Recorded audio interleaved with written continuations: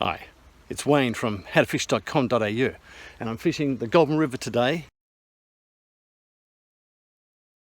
It's a beautiful afternoon. I wanted to leave it a little bit later until it got a bit warmer and then fish from sort of lunchtime into mid-afternoon. Not the best time for fishing really, but just a beautiful time to be near the water. And today I've got two different setups. I've got two rods out there. I'm using burley with both of them, but slightly different rigs. But I'm using two different types of indicators. I've got bells on one and an electronic indicator on the other. The way that electronic one works is when the line runs through it, it beeps like that, which is the wind catching the line a little bit. I want to see which one works the best. The target for today, pretty much anything that will bite. Given the conditions, you know, it's not going to probably be that great, but look, I'm happy to catch anything, and it's just beautiful being out here. It's been a little bit cool lately in Melbourne, but it's beautiful and warm here, so I'm going to just enjoy the afternoon. Now to find this particular spot, I walked for about an hour because being at Seymour, I've never fished here before, so I've fished the Goulburn River a number of times in different areas, but not here. Anyway, so what I was looking for was a spot where we had a bit of slow water, slack water. We've had quite a bit of rain lately, so that's really, lifted water flow levels. The other thing is that I think they use the water for irrigation in summer, so there might have been more extra flow going through there at the time. Whatever. Oops.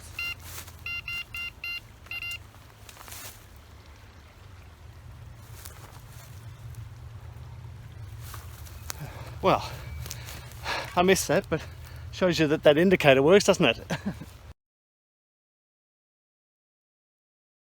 So as I fish the area, I've got two different rigs. As I said, I've got an electronic bite alarm on it. When you put your rod on it, the line runs through the bite alarm. So you create a bit of slack in the line, and when a fish pulls, it pulls it through the bite alarm. Little rollers cause a little alarm to go off. And of course the other one has just got the bells on it. And we all know how bells work, you know. The tip of the rod moves, the bells indicate that a fish is having a go at your bait. When I haven't fished Seymour before, so what I did is I walked the bank for about an hour actually to try and find a spot I thought was going to be productive. The water's running through pretty fast, as it does this time of year, summer, and it's absolutely glorious day too. But it's running through now, and so it's running with such force that it would be hard to actually cast out into the centre and keep your line there to be moving off. Not only that, most of the fish aren't going to go out there. They want the comfort of slack areas. So I found a slack area here, and so I'll fish that. And I'm not fishing all that far out, probably only about, I don't know, 10 metres if that.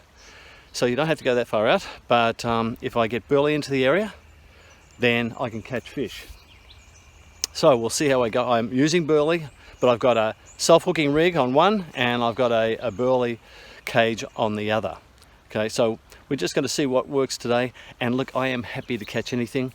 I'm sort of a little bit prone to catching carp here because there'll be more carp than anything else. I'm happy to catch a fish, and in this current, they probably feel fairly good. Look at these fruit bats. Always arguing over things.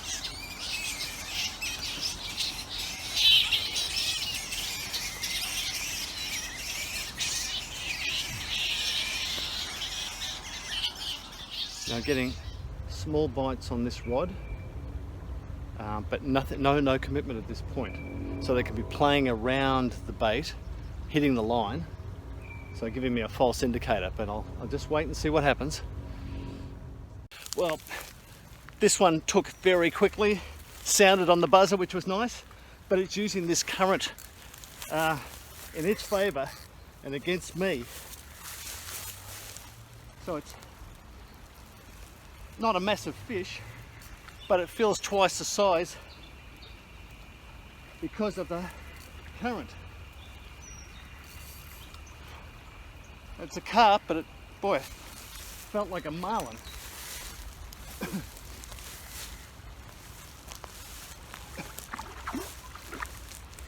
Get my net.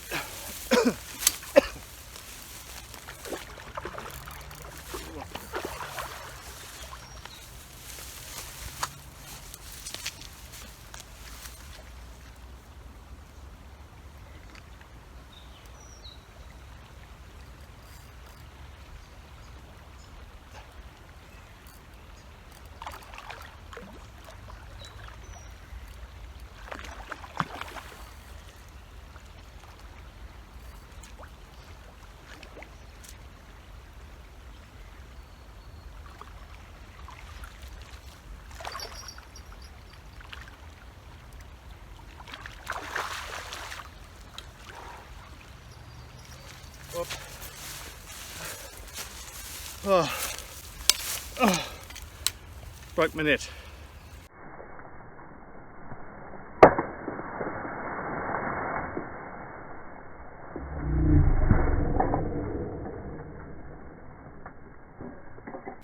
It's a heavy fish.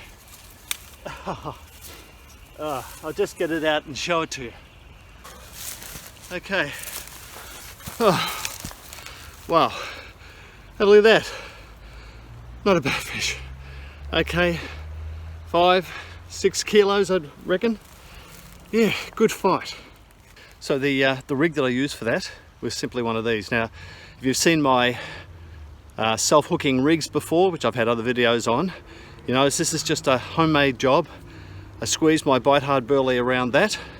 I've got a very short length off to a size 2 circle hook, and that's then tied to my main line. So really what happens is I leave it out there, I let the fish do all of the work. I've got burley on there, put a generous amount on there, cast it in, the weight there.